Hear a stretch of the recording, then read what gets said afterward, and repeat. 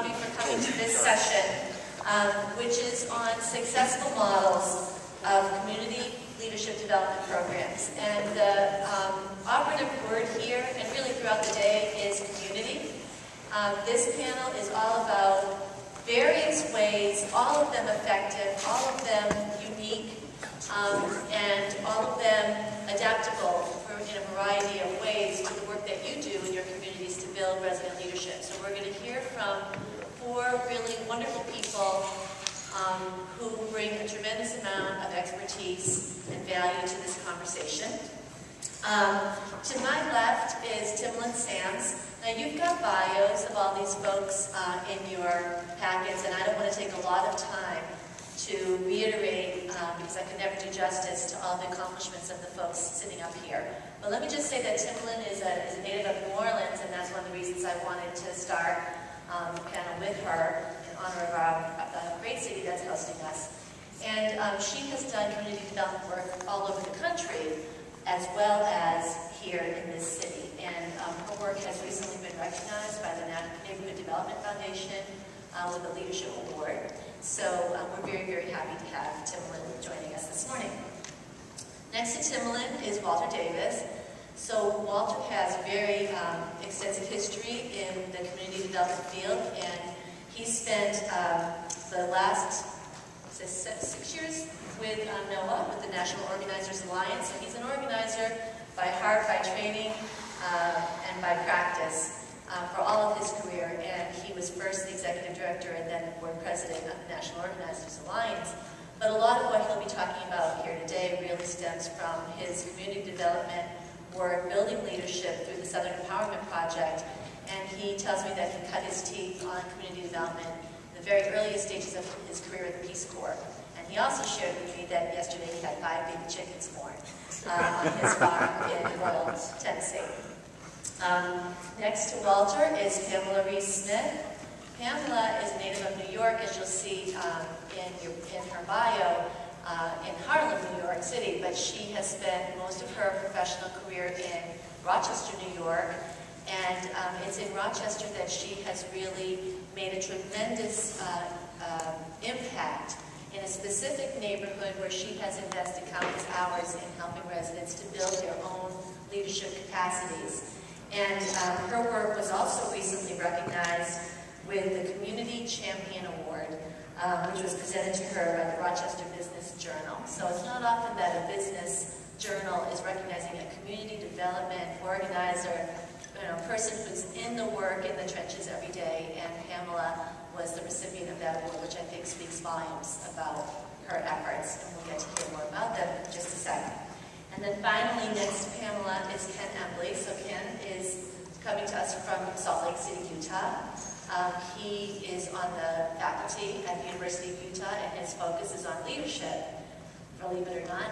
But, Ken's focus is on a very specific kind of leadership, and that's the leadership that emanates from ordinary people, and he really specializes in helping everyone to tap into that inner leader and access that leader and bring that to their work, because I'm going to do the Italian thing and use my hands anymore.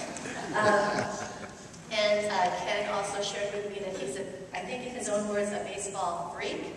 He said that he has been an official umpire at more than 3,000 baseball games over the last 12 years. So, 25 years ago, an organization was created in the Southeast called the Southern Empowerment Project. It was created because community organizations were finding it difficult to recruit and train people who understood Appalachia or the Southern cultural experiences in order to do effective organizing in their communities. At that point, most people had to leave the region, the regions, to go somewhere else to train a community organizer. And so SEP was created. And it lasted until just before the economic crisis of 2008, for 20 years. And you might ask, well, how do you go about talking about the successes of something in a leadership model, and it's gone.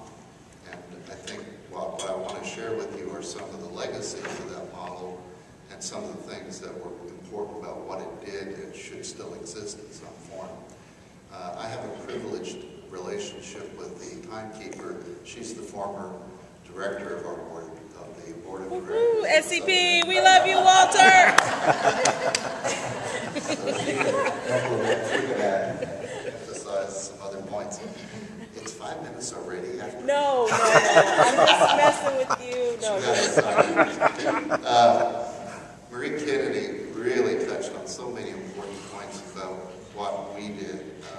I could almost just repeat phrases and words she said about community organizing. Community organizing is often disparaged as conflictual, usually by those who have a stake in the status quo. And in fact, in order to arrive at the point of meaningful negotiation with those in power, you have to engage communities. You have to build the strength of local leadership.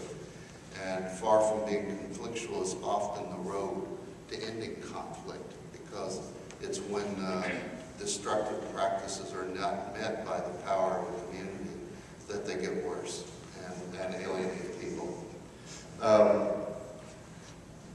Southern Empowerment Project was created by 5 organizations originally, and interestingly enough, black and white organizations that committed from the first day to fighting racism. And that was at a time when in community organizing nationwide, people would tell you, the traditional community organizers would tell you, we don't talk about race, it's divisive. We don't talk about gender oppression, it's divisive. And I could list right on down the line the things we don't do because they're divisive. And in fact, what that argument did was reinforce the power of a dominant group. And it often destroyed community organizations. So it was really significant impact of the Southern Empowerment right to this day that it took on confronting racism and the other isms over time. And it built as part of its training program a fairly unique model that said that isms equal power plus bigotry or bias. And if you don't have the power, you're not engaging in racism, for example. So people of color they may be prejudiced, but they didn't have the power to be racist towards other groups. That was a radical thought in our day. And we also believed that we can't be dependent on the cycles of foundation funding.